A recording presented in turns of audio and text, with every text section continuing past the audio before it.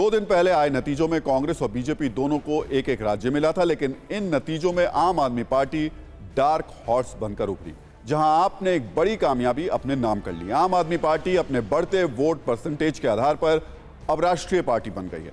इसलिए आज हमने आम आदमी पार्टी के नेशनल स्टेटस पर सत्ता की कुंजी तैयार की है, जो हम आगे आपको दिखाएंगे। लेकिन उससे पहले आम आदमी पार्टी के जन्नत वाले ख्वाब की बात कर लेते हैं। कश्मीर को धरती पर जन्नत का दर्जा दिया जाता है और आम आदमी पार्टी इस राज्य को अपनी पॉलिटिकल जन्नत बनाने का ख्वाब देख रही है।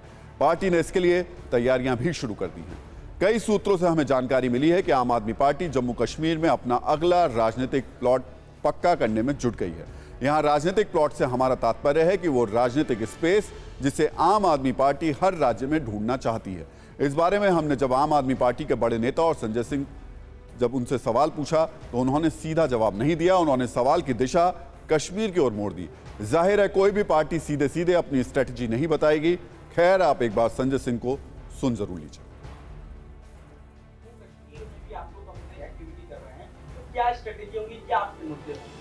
वो जो वहाँ के हमारे प्रभारी हैं उसके बारे में विस्तार से बताएंगे और जम्मू कश्मीर को लेके क्या हम पूरे देश में आम आदमी पार्टी का विस्तार कर रहे हैं और अलग अलग जगहों के संगठन के काम के लिए हमारे प्रभारी हैं और वो उस पर रणनीति बनाते हैं, पार्टी के सामने प्रस्तुत करते हैं।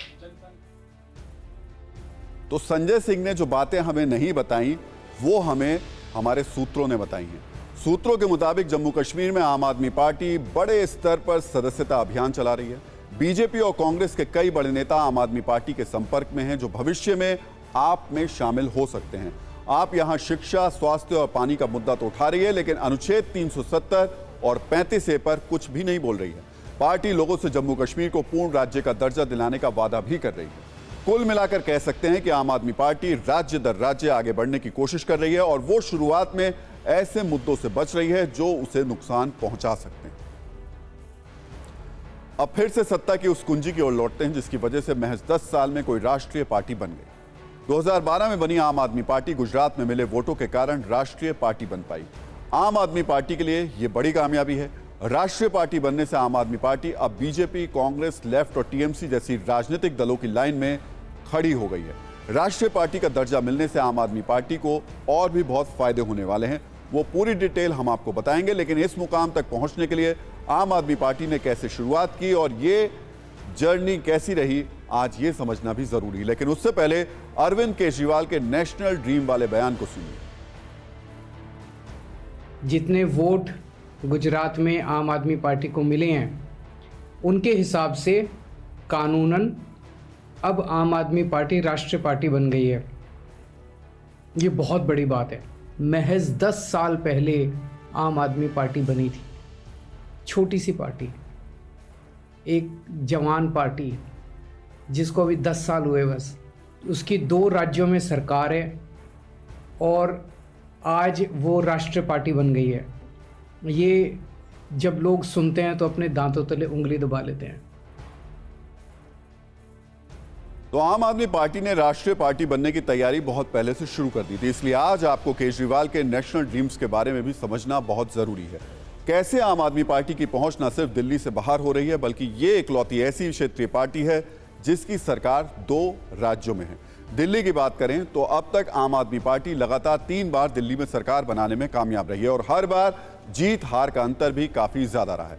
इसी साल मार्च में आम आदमी पार्टी ने पंजाब में कांग्रेस के किले को गिराते हुए अपनी सरकार बनाई और 56 साल बाद पंजाब में सबसे बड़ी जीत दर्ज करने में कामयाब रही। इस बार गुजरात विधानसभा चुनाव में भी आम आदमी पार्टी ने पूरी ताकत लगाई और सभी सीटों पर अपने कैंडिडेट उतारे। गुजरात में आम आदमी पार्टी बीजेपी से ज्यादा कांग्रेस के लिए बड़ी चुनौती बनकर सामने आई। सबसे बड़ी बात यह कि गुजरात में आम आदमी पार्टी को 12.9%, लगभग 13% वोट और 5 सीटें मिली, जिसे अच्छी शुरुआत माना जा रहा है। इसी तरह हिमाचल प्रदेश में भी आम आदमी पार्टी ने 67 सीटों पर अपने कैंडिडेट उतारे, यानी पूरी ताकत लगाई। इससे पहले गोवा में केजरीवाल की यह पार्टी हमेशा द्विपक्षीय रहे मुकाबले को त्रिकोणीय बना चुकी है। आम आदमी पार्टी के एक विधायक को जीत भी मिली है। बड़ी बात यह कि पहली बार में ही आम आदमी पार्टी को गोवा में 6.8% वोट मिले। उत्तराखंड में आम आदमी पार्टी भले ही चौथे नंबर पर रही, लेकिन वोट काटने में कामयाब रही। उत्तराखंड में आम आदमी पार्टी को 3.3% वोट हासिल हुए थे। उत्तर प्रदेश के विधानसभा चुनाव में केजरीवाल ने 350 सीटों पर कैंडिडेट उतारे। इन सारे तथ्यों और तर्कों से यह बात साफ हो जाती है कि केजरीवाल अब मिशन 2024 की ओर देख रहे हैं और आम आदमी पार्टी खुद भी यही चाहती है कि 2024 का चुनाव मोदी बनाम केजरीवाल का हो। इसके संकेत आम आदमी पार्टी के नेता लगातार दे रहे हैं। भारतीय जनता पार्टी हमेशा एक ही बात कहती थी, कांग्रेस को हराया हमको नहीं हराया, कांग्रेस को हराया हमको नहीं हराया। अरविंद केजरीवाल जी ने भारतीय जनता पार्टी के उस दर्द का आज इलाज कर दिया। 15 साल पुराने किले को अरविंद केजरीवाल और आम आदमी पार्टी ने आज ध्वस्त किया है, कूड़ा राज को खत्म किया है, भारतीय जनता पार्टी के एमसीडी के भ्रष्टाचार के राज को खत्म किया है। रोज फर्जी वीडियो जारी करना, रोज बेबुनियाद और निराधार आरोप लगाना। दिल्ली की जनता ने कहा उनका बेटा अरविंद केजरीवाल कट्टर ईमानदार है। अपने वोट की ताकत से दिल्ली की जनता ने भारतीय जनता पार्टी को जवाब दिया है। तो ऐसा नहीं कि गुजरात में जो आम आदमी पार्टी ने हासिल किया वो एक दिन में हुआ। इसके लिए अरविंद केजरीवाल और उनकी टीम ने कम से कम 5 सालों तक लगातार मेहनत की है। हालांकि अरविंद केजरीवाल दावे के मुताबिक आम आदमी पार्टी अपनी हनक तो नहीं दिखा सकी, लेकिन गुजरात के लोगों को आम आदमी पार्टी की भनक जरूर लग गई, जिससे आम आदमी पार्टी गुजरात में अब एक ऐसे पड़ाव पर पहुंच चुकी है जहां से वो बहुत आगे जा सकती है। 2017 के चुनाव में आम आदमी पार्टी 29 सीटों पर लड़ी, लेकिन खाता नहीं खुला। साल 2021 में आम आदमी पार्टी सूरत नगर निगम चुनाव में कूद गई, 27 सीट और 28% वोट मिले। 2021 में राजकोट नगर निगम चुनाव में आम आदमी पार्टी को 17% वोट मिले। 2021 में गांधीनगर निगम चुनाव में आम आदमी पार्टी को 21% वोट मिले और एक पार्षद भी जीता। कुल मिलाकर अरविंद केजरीवाल गुजरात में एंट्री करने में कामयाब हो गए हैं, जो उनके लिए एक बड़ी कामयाबी कही जा सकती है। और इस कामयाबी के साथ आम आदमी पार्टी को अब राष्ट्रीय पार्टी का दर्जा मिल जाएगा। तो जिन लोगों की राजनीति में रुचि थोड़ी कम है वो ये जरूर सोच रहे होंगे कि अगर आम आदमी पार्टी को राष्ट्रीय पार्टी का दर्जा मिल ही जाएगा तो इससे क्या होगा। चुनाव तो वो अब भी लड़ रहे हैं और तब भी लड़ेंगे। इसलिए ऐसे न्यूज मित्रों को समझाने के लिए हमने राष्ट्रीय पार्टी पर सत्ता की कुंजी तैयार की है। सबसे पहले यह समझिए कि राष्ट्रीय पार्टी का दर्जा मिल जाने के बाद आम आदमी पार्टी को क्या फायदा होगा।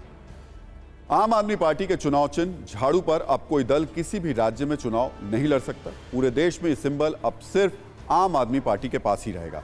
पहले जिस राज्य में आम आदमी पार्टी चुनाव में नहीं होती थी वहां किसी दूसरे दल को यह सिंबल दिया जा सकता था। इसके अलावा आम आदमी पार्टी को दिल्ली में कम किराए पर पार्टी अध्यक्ष और पार्टी कार्यालय के लिए एक सरकारी बंगला मिलेगा।